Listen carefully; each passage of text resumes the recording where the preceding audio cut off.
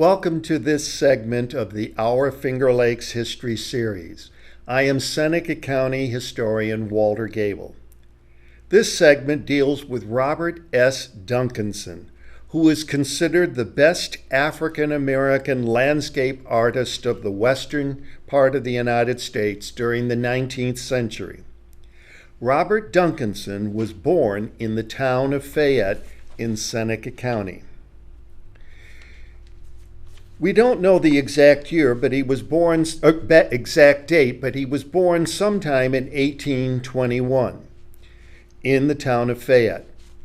His mother was Lucy Nichols, a free African American from Cincinnati, Ohio. His father was John Dean Duncanson from Virginia. He had probably been a slave and was a carpenter by trade. Although Robert Duncanson was born in Fayette, in 1828, the family moved to Monroe, Michigan, where Robert's father, John, had greater carpenter work opportunities. Robert and his four brothers helped their father in his successful house painting and carpentry business. Robert learned so much in his father's business that in 1838, Robert established his own painting business in partnership with John Gamblin. But Robert Duncanson wanted to be a landscape painter. About 1840, he moved to Mount Healthy, a small but thriving neighborhood in Cincinnati, Ohio. Cincinnati, Ohio at the time had a population of 43,000, of which about 3,000 were African Americans. Many of those African Americans had previously been enslaved and were living in Cincinnati, which was a strong anti-slavery community. Cincinnati offered its free black population with much greater opportunities for advancement than much of the United States did at the time.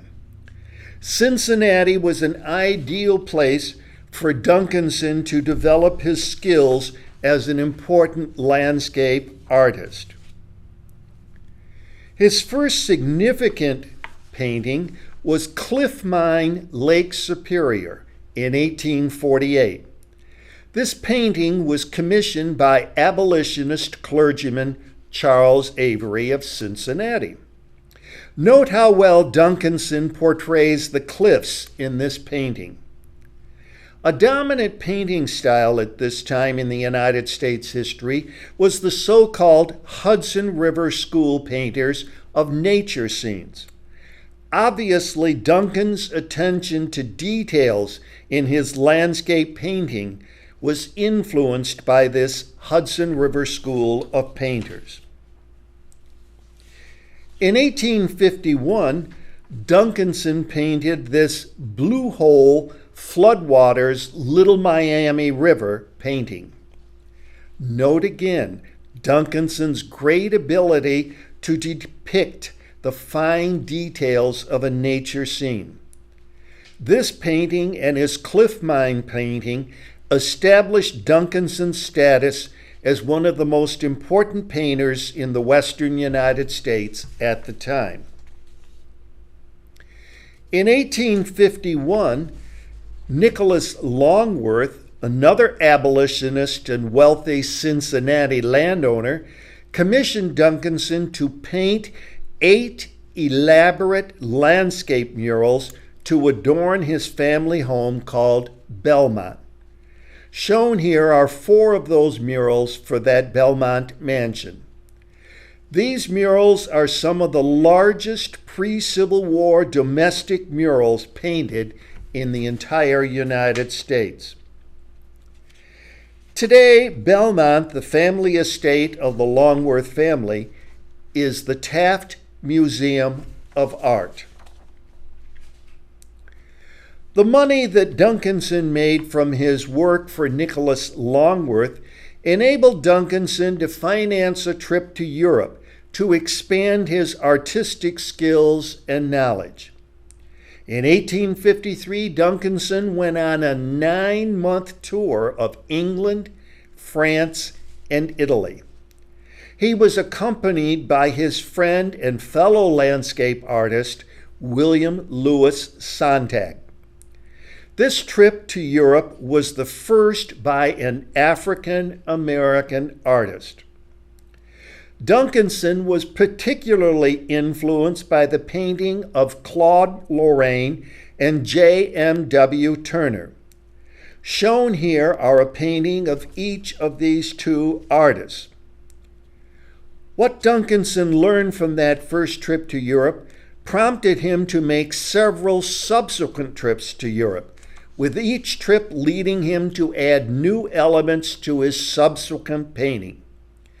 It is important to add that on his initial trip to Europe, Duncanson became an even stronger activist against slavery. Duncanson didn't typically overly address racial issues in his paintings, even though he was African American. Rather, subtle anti-slavery messages appear in his works. For example, in this painting titled View of Cincinnati, Ohio from Covington, Kentucky, Duncanson contrasted blacks laboring alongside the Ohio River on Kentucky slave plantations, while whites lounged leisurely on a hillside. He contrasted that with the prosperity and freedom that loomed across the Ohio River in Cincinnati, Ohio. In 1861, Duncanson completed his most famous painting titled Land of the Lotus Eaters. Inspired by Alfred Lord Tennyson and Homer, this large landscape is populated with blacks attending to the needs of white soldiers. Because of the outbreak of the Civil War, Duncanson decided to leave the United States and go to Europe during the war. But first, he was going to stop for quite some time in Montreal, Canada. While staying at Montreal, he was instrumental in fostering there a school of landscape painting. It wasn't actually until 1865 that Duncanson proceeded on to Europe itself. This painting of his, The Land of the Lotus Eaters, was admired throughout Europe. He showed this painting to Alfred Lord Tennyson himself. Tennyson, who said, "Your landscape is a land in which one loves to wander and linger." The painting was bought by the King of Sweden. Upon his return to Cincinnati, Ohio, Duncanson did several paintings based on sketches he had made of sights he saw in Scotland and elsewhere.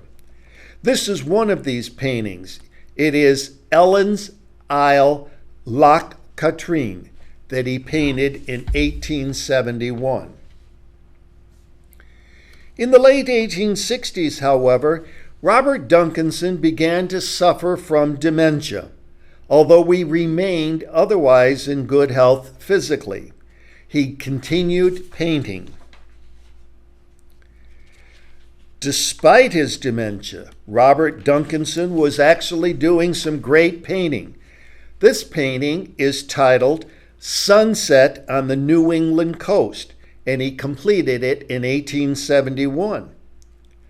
I look at this painting and I see a much darker, less hopeful tone in this painting compared to his earlier landscape paintings. Is that a reflection of his deteriorating health? I think you can see this more somber mood of Duncanson the artist in this 1871 painting titled A Storm Off the Irish Coast. Robert Duncanson died in a sanitarium in Detroit, Michigan on December 21st, 1872.